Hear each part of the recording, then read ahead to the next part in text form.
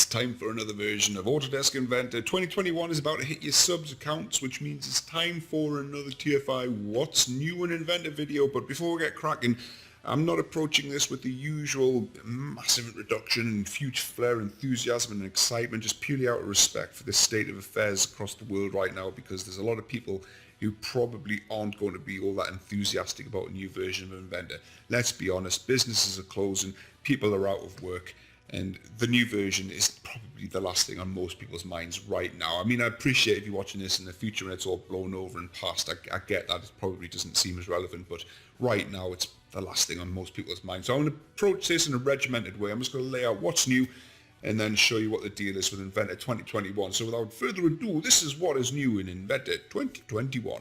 So let's get started with what I suspect will be the first thing most people will turn on when Inventor 2021 hits their machines, and that is the dark theme. Indeed, yes, Inventor 2021 has, it actually doesn't have a dark, it's got it's called the dark theme in the software, but it's actually a partial eclipse theme. It's sort of a halfway house between light and dark. So the partial eclipse theme is enabled by going into File, Options, and then the Colors tab, and then if you go to the UI theme here, you can change it from light to, you can see it says dark pre-release. It actually should be called partial eclipse because it's not dark, it's partial eclipse. You can see it says pre-release there. Now ignore this waffle about how it's not quite finished yet, because it should be. They've had a couple of years to work on it. Click apply, wait for it to switch over, and then we can take a gander at the new partial eclipse theme. But on that point, why isn't it not finished yet? Every other software company over the last couple of years has managed to change their interface over to a dark theme, regardless of how complicated and complex their UI elements are. They've managed to just get it done. Why isn't this finished yet? Why do we not have a full dark theme? I don't know. Anyway, so to be fair, it looks good. The partial eclipse theme looks really good. Nice shades of grey. The viewport window looks really good against most models. Whichever one you bring up, the typical textures that you get in Inventor look really good against this viewport shade. The contrasting shades around the ribbon bar and then the title bars along the top look really good. So overall, I'm happy with the colours that they've went for. They're not pitch black, they're sort of a halfway house. So the partial eclipse theme, there are some things to be aware of when the eclipse aspect of this starts to creep in. And that is, for example, when you close down a model and then the home screen kicks in, you need to be really careful of this, because that will burn your retinas to shreds in a dark room. This blindingly white home screen absolutely trigger migraines across the globe. It's awful, absolutely awful. So I would just suggest turn that off. Just turn off the home screen if you want to run the partial eclipse theme, but you don't want to have start to lose your sight and have that degraded over time. Just turn that off. But there's other things like the file new is still white, open is still white, projects is still white. Nearly every file transaction dialog box is still white. Why? Even the standard Windows file transaction boxes are black. What possible reason could there be for these to still be white? I don't know. But anyway, that's the partial eclipse theme in Autodesk Inventor. It's not finished yet, but here's to hoping that they'll have it finished by Inventor 2076. And next up, we've got some changes to the file naming defaults in 2021. By the way, these what's new features are in no particular order. It's not like, oh, this is the best one, the rest of them just go downhill from here. No, this is just randomly picked from the list. But if you go to File and then Options and then the File tab at the bottom of that, File Naming Defaults, in 2020 point something, an update in the last release, we had Frame Generator and Tubing and Pipe naming enhancements, where you can pick and choose what names were given to the files that were created as a result of using Frame Generator and Tubing and Pipe, which was massive at the time. But that whole dialog box now has been shuffled up to be more user-friendly. It's still a bit scary, especially the Tubing and Pipe one. When you first look at that, you're like, what the heck? But anybody who uses Tubing and Pipe will understand all of this. So the whole end result of the file names and the browser nodes can be customized. You've got things like unique index numbers. You can add the date that the file was created into the file name. I'm not really sure why you do that, but you can do. And this is new for 2021. You've got mirror and copy. So anything that's mirrored and copied, you can control the file name of those files in the same way that you do with Frame Generator and Tubing and Pipe. by adding in attributes and controlling the file name through the file naming defaults. So next we're going to take a look at a few commands that have been moved over to the sort of new property panel style of presenting commands to you, which we saw introduced a couple of years ago. They're slowly moving over all the commands onto this new property panel style of user interface. And in this release we've seen a whole bunch of new commands moved over. It's not very exciting, mate, but to be fair, honestly, cards on the table, this release 2021 is just packed with small tweaks and improvements like that. There's not many big hard-hitting features in this release at all, much really. So we've got the likes of thicken and offset, we've got delete face, we've got the likes of copy object, whole bunch of commands which have been moved over onto this new properties panel. And then the rest of them, we've got the likes of bend part, coil, combine, let's say copy object, decal, delete face, split, thicken. Also frame generator, that's also been moved over onto the new property panel. This would have took a stack of effort to do, so I do appreciate that. And it's going to take a lot of getting used to for a lot of people. So when you select insert frame, that familiar dialog box that a lot of us have gotten used to, yeah, that's gone. You've now got to get used to this new property panel here. And then a lot of the frame generator commands have also been moved into this property panel as well.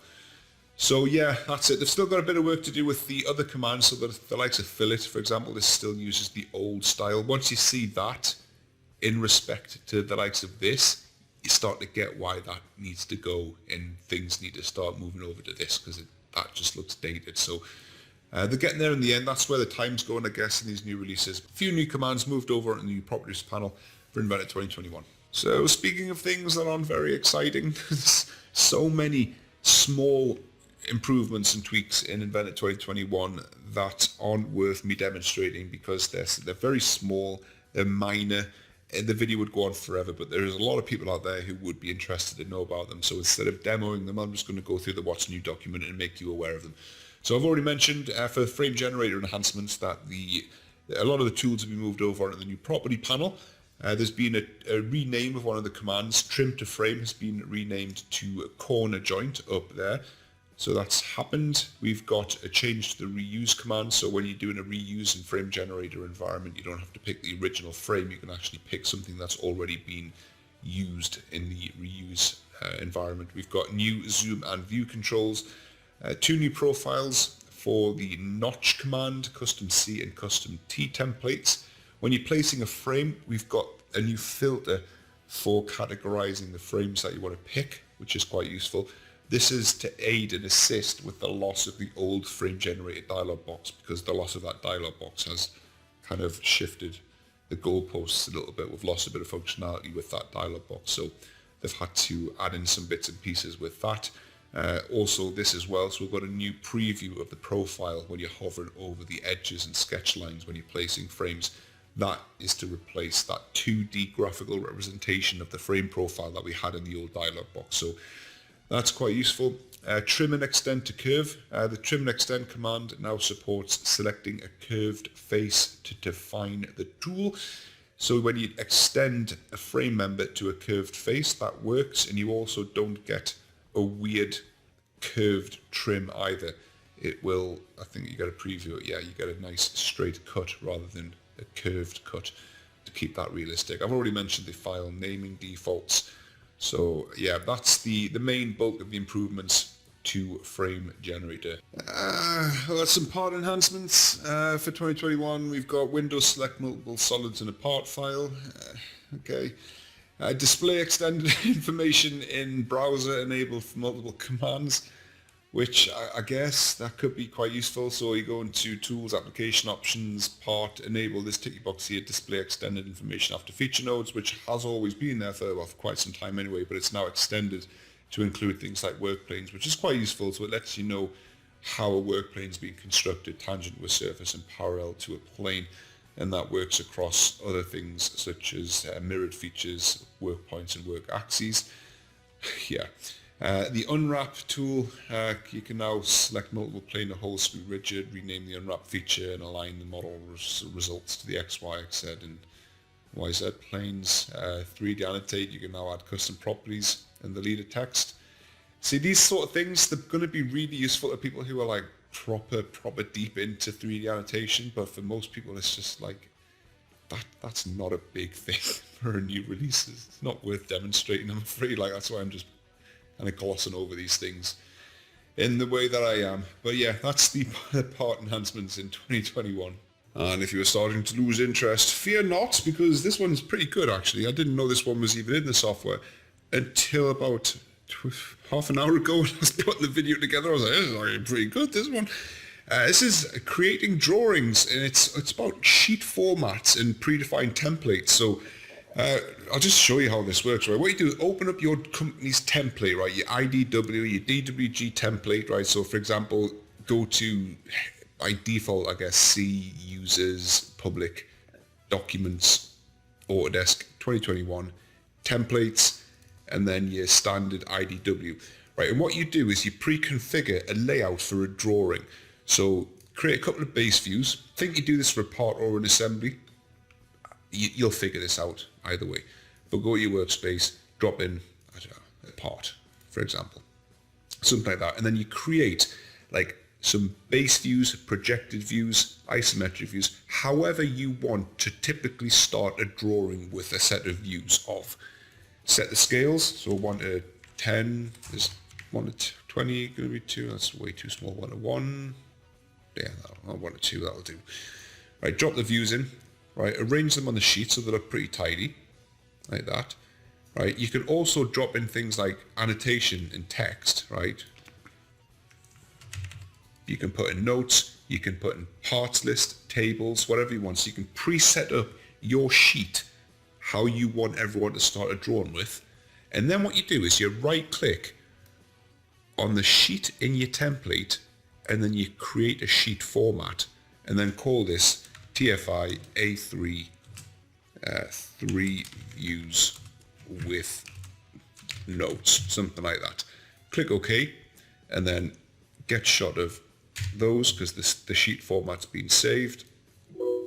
Yes, get rid of all those, save the template, and then close that down. Right, and now what happens, whenever someone creates a new drawing, they select the IDW template, but when they scroll down, you've got these new templates on the right-hand side, these sheet formats, and there you can see we've got the TFI A3 3 views with notes. So you can't just start a new drawing, a blank drawing as normal, or you can select this predefined template. Pick a part, any, so that's the one we use to create the sheet format, but I don't need to use that, I can use any. That thing there, click OK, and it'll just generate the drawing with the views already in place. Now you can see clearly that pod's bigger than the one that I first made, but you get the picture. So I mean, I created a garbled text note there, but that could be machining notes, it could be anything. You could have had the parts list up here, whatever you want. Hopefully if you're watching this, your mind can kind of put the pieces together and see what you can do with this.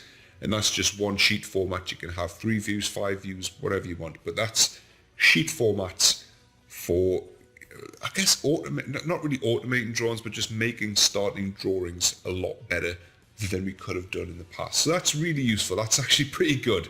I like that. For this next one, I had to jump back to 2020 to verify this, because I was reading it going, huh? What? We couldn't take measurements in a drawing? I mean, I think I've probably tried in the past and then just never thought anything of it, but apparently not. No, the tools, measure button's just not there. If you want to take measurements in 2020 in a drawing, you've got to do a dimension. Oh well, 2021, yeah, the measure button is now available in drawings. You can actually take measurements. Okay. I mean, yeah, there you go. 2021, you can now take measurements in a drawing, which is pretty good, I guess. Finally. This next one's born out of, I would suspect, an attempt to appease the likes of myself who keep beating on Autodesk to give us more information about what's going on in the background, specifically in this case why files ask to be saved. So in 2021, when you hit the save button, you've got this new column here called save state, and then you've got a number of states which give you an indication as to why a particular file is required to be saved by Inventor. So there can be a number of specific save states. There can be a migration, as you saw there, user edits, API changes, manual update, file resolution change, mass property update, and an implicit update. You can tell these were put in by a developer. I mean, like API changes and file resolution change and implicit update, these mean nothing to the average person, so that honestly, these need rewritten, made it a little bit more friendly. It's definitely a good step forward. As much as I'd love for it to be like, this file needs saved because user X made a change at 9:26 a.m. and needed a revolve or edited a sketch 1, that's probably programmatically impossible. But either way, I think these need a bit of a rename just to make them a little bit more user-friendly and understandable. But that's what the dialog box could end up looking like. Whether or not the average user will even, the word migration or API flashes up, I think most users will just gloss over that and just fail to register that even being there, to be honest. But for the likes of myself, this is going to be useful in some instances. So yeah, it's a good step forward. So that's a much welcome enhancement for 2021. So I would suspect that this next feature would be the one that if you were to press them, they'd say this would be the flagship feature in 2021, and it's the REVIT ANYCAD enhancements. You're able to now bring in a REVIT model into Inventor natively and maintain a link back to the original REVIT model. So it's all about the BIM integration, that kind of stuff. So I don't have REVIT, I'm not about to install it, I'm not about to get a REVIT model to demonstrate it to you. So instead I've got this video here to play to you. So what you're looking at on screen here is Inventor 2021, and somebody has a REVIT model, an RVT file imported into Inventor. So I'm going to hit play, and then someone's going to jump back over to REVIT to the original source model, and then they're going to make a design change to the source model. So the whole point of this being that someone can make a change to that source model, and then it sends an instruction to Inventor to tell it that the source model has been changed, and then it can pull through the changes from the source REVIT model through to Inventor. And I believe you can do that through the likes of the BIM 360 online cloud collaboration service as well, so you can share these kind of changes online. So that change has been done, and then in Inventor you'll see here the little update flag has appeared there. So when you click that update flag, you should see around here that design then updates to suit the new REVIT model. There you go. So that's the REVIT ANYCAD enhancements in 2021. We've had this functionality for other CAD applications, other CAD files, which is most welcome. This sort of native interoperability which we've had and we're starting to get used to now is really useful. It's only going to help a lot of people who are starting to work together with companies that don't use the same packages as you do. So especially in the world of BIM, most useful, most welcome. That's the REVIT ANYCAD in Inventor 2021. And finally, there's the usual stack of performance enhancements which are hitting the assembly environment, which I would love to focus more attention onto, but we just don't get given any metrics for these. There's just no numbers to benchmark these against. Assembly improvements for express mode and opening in assembly. What does that mean? Opening in assembly, how faster is it from 2020? What has happened? What's faster? Is this just nothing is it just flat out faster opening in assembly? By how much? What about frame generator is faster? I mean, okay, do we just take your word for it? I guess we'll have to. But yeah, I guess it's just one of those things that if you're going for 2021, it's just be aware, is it worth it? Well, all of these things are faster, but how do you measure that? I honestly don't know. So yeah, that's about it, mate, I'm afraid. There are a stack of other things which I haven't mentioned, but they're really small things in my mind anyway. To other people, they might be quite big, but I mean, like, I'll show you what I mean. Like, if we jump on over to the top page of what's new in 2021, there's some things or one or two things in iLogic which I didn't mention because they're just kind of one-liners. The JT command, for example, when you're doing a JT export, it now includes PMI data, product manufacturing information. Not everybody exports JT files, so it's not something which I felt like it was worth focusing on. In the sheet metal environment, there's a different way of specifying the flange angles, that sort of thing. Just minor things like that. So I've covered the rest of it, to be fair, the bulk of it. And yeah, that's it. So 2021, is it worth going out of your way to upgrade for? Honestly, mate, I can't say yes it is, but as an incremental release, it's got a lot of solid improvements in. It's going to be, as long as it's reliable, as long as it's solid, as long as there's nothing fundamentally broken about it, it's probably going to be worthwhile going up to. But yeah, as you've seen from the what's new list, there's no getting away from it. There's no hiding from it. There was no big hard-hitting features in there that are definitely worth getting excited about. Honestly, please, for the love of God, don't jump onto that's it, it's the Fusion 360's taken over bandwagon. This is the start of Inventor declining and they're focusing on Fusion. It just doesn't work like that. Honestly, it just doesn't work like that. It's just one of those things. I think, right, without saying too much, because I can't, but there was a really, really, really big feature that should have been in this release, but they didn't have finished, which is going to probably come either in a mid-year release or the next release. And I think they were banking on that being in this one, but it wasn't ready. So yeah, that's possibly why this one was a little bit uninspiring to some degrees. But there you go. That's Autodesk Inventor 2021. What's new? It should be appearing in your sub boxes over the next week beginning March 30th. Thanks very much. Check out the what's new documents yourself just to see if there is anything that I've missed. I've scuttled through them as much as I can really. But yeah, have a look through yourself and enjoy. I'll see you in the next one. Video में आगे बढ़ने से पहले मैं आपको बता दूं कि इंडिया के इस फर्स्ट फ्री एजुकेशनल चैनल पर हम डेली आपके लिए लाते हैं government job information, job fair information, private job information, exam preparation videos, educational videos, PPM CAD CAE CAM software की वीडियोस, वो भी जी हाँ, आपने सही सुना, फ्री में ही लाते हैं। अगर आप इस चैनल पर नए हैं तो सब्सक्राइब बटन को प्रेस करके चैनल को सब्सक्राइब जरूर करें और नोटिफिकेशन बेल को भी प्रेस करके नोटिफिकेशन को भी ऑन कर लें ताकि हमारी हर वीडियो आपके पास सबसे पहले पहुंच सके। और इस वीडियो को एक लाइक तो बनता ही है, तो जल्दी से लाइक बटन को प्रेस कीजिए और शेयर का बटन प्रेस करके अपने सभी फ्रेंड्स को शेयर जरूर करें ताकि जिनको भी इस वीडियो और चैनल की जरूरत है उनके पास यह इन्फॉर्मेशन इजीली पहुंच सके। अगर आपका कोई सवाल या सुझाव हो तो नीचे दिए कमेंट बॉक्स में जरूर लिखें ताकि आपके सवाल और सुझाव हम तक इजीली पहुंच सके। तो इस वीडियो को देखने के लिए बहुत बहुत धन्यवाद। फिलहाल इस वीडियो में इतना ही। जल्द ही मिलते हैं अगली वीडियो में कुछ न्यू अपडेट के साथ। तब तक बने रहिए हमारे साथ।